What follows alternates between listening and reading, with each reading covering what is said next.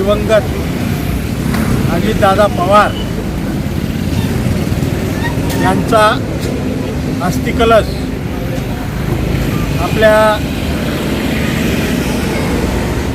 कापडणा येथील मुळावत त्रिवेणी संगमावर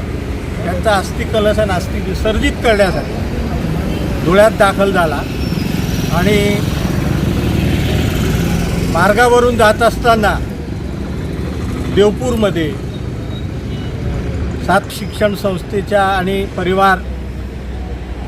आमच्या सर्व शाखा विद्यार्थी शिक्षक यांच्या वतीने अस्थिकलशाचं दर्शन आणि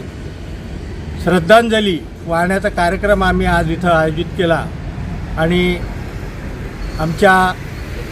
या परिसरातील पण नागरिक यावेळेला उपस्थित होते. सर्व शिक्षक विद्यार्थी संस्थेचे पदाधिकारी यांच्या वतीने आम्ही आमच्या संस्थेच्या या प्रवेशद्वाराच्या समोर रस्त्यावर अस्थिकलशाचं दर्शन घेऊन श्रद्धांजली वाहण्यात आली.